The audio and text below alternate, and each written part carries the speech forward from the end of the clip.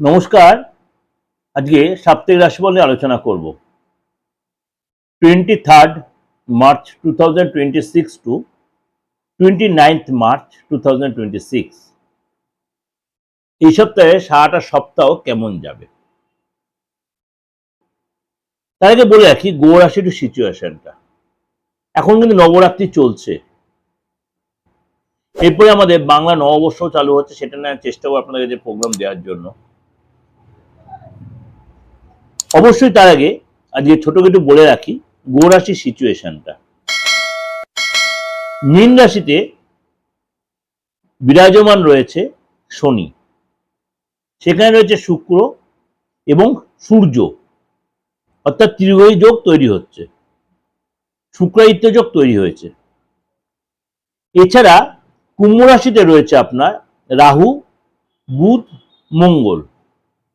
মিথুন রাশিতে রয়েছে দেবগুরু বৃহস্পতি, আর সিংহ রাশিতে রয়েছে কেতু।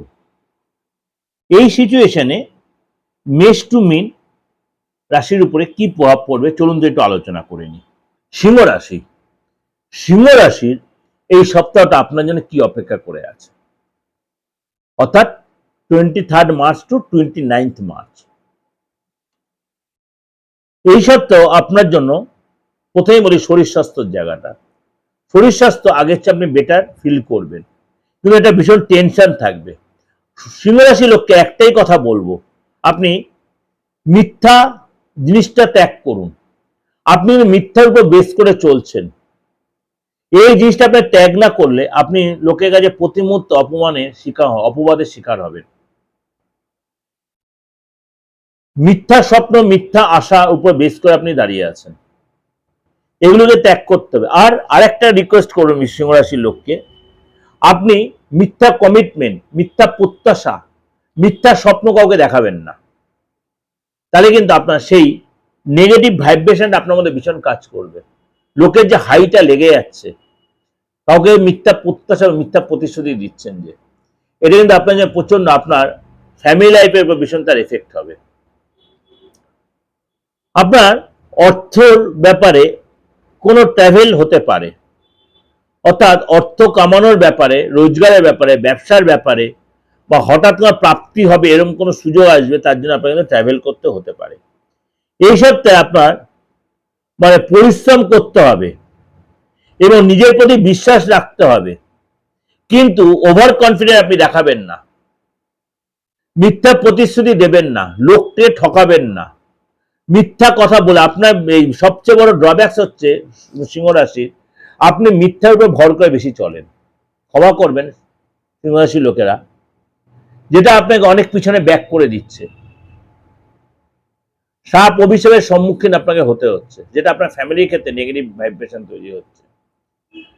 এই সপ্তাহে মা এবং বাবার হেলথ নিয়ে আপনার একটু চিন্তা থাকতে পারে।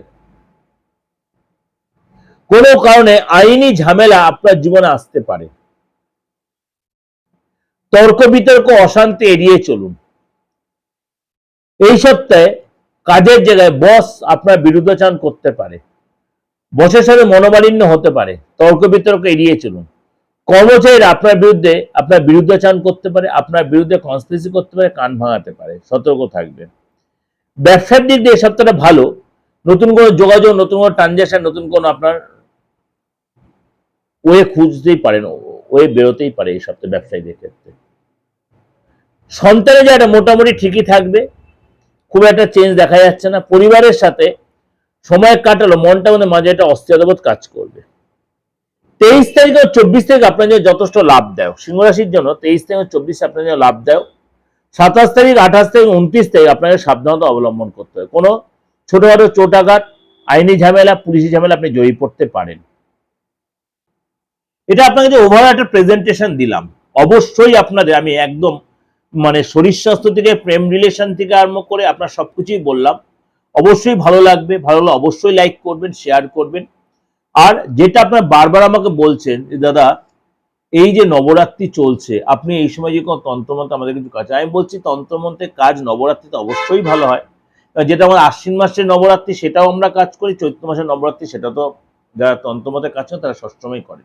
এছাড়া তো আদার্স মানে যে দিনগুলো আছে 365 দিন, সেই দিনগুলো সবকটাই মানে বিশেষ বিশেষ কিছু দিন আছে। তাছাড়া সবসময় আমাদের কিছু কিছু দিনক্ষণ থাকে, সেই সময় কাজ করাই যায়। আপনাদেরও বলি, যারা আমার আজকে নতুন ভিউয়ার্স, যারা আমার সম্বন্ধে এখনো সেইভাবে আপনাদের ধ্যান ধারণা আসেনি, দীর্ঘদিন আপনাদের এই প্রোগ্রাম আমি এই সোশ্যাল মিডিয়ায় প্রচার করছি। সুতরাং আপনারাও এই সময় বলুন বা পরবর্তী সময় বলুন, তন্ত্র মতে কোনো প্রতিকারের জন্য, যে কোনো প্রতিকার, খালি মৃত ব্যক্তিকে বাঁচানো সম্ভব নয়, মুমূর্ষু ব্যক্তিকে বাঁচানো খুব সম্ভব নয়, মুমূর্ষু ব্যক্তিকে বাঁচানো সম্ভব নয়।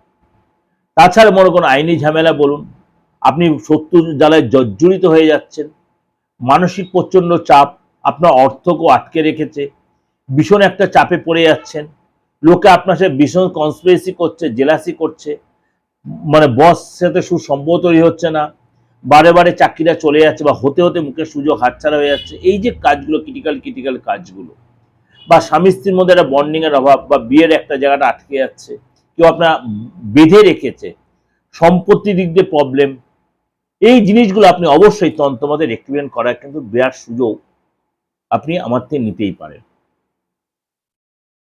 সুতরাং তার জন্য কি করতে হবে, কেন এগুলো সবই গুপ্তবিদ্যা, গুহ্যবিদ্যা, এই তন্ত্র নিয়ে আলোচনা করতে চাই না, আপনাদের রিকোয়েস্ট নিয়ে আলোচনাটা বারবার করতে হয়। সুতরাং আপনারা কিন্তু অবশ্যই তন্ত্র, কেন আমি বারে বলি রক্তের মধ্যে আমার তন্ত্র। যারা আমাকে চেনেন তারা জানেন, যারা আমার পুরনো ক্লায়েন্ট তারাও জানেন কি কি কাজ বা কি কি অসাধ্য সাধন করে দিয়েছি। তন্ত্রের মানে অনেক স্টেজ রয়েছে, অনেক স্টেপ রয়েছে, এক একটা তন্ত্রের এক রকম, কখনো বুদ্ধিস্ট তন্ত্র, কখনো আপনার আমাদের মুসলিম তন্ত্র, কখনো হিন্দু তন্ত্র, কখনো আপনার জৈন তন্ত্র, বা কখনো আপনার কি বলবো চাইনিজ যে তন্ত্র, সব রকমের সিস্টেম কম বেশি আপনাদের আশেপাশে আমার রপ্ত করেছি।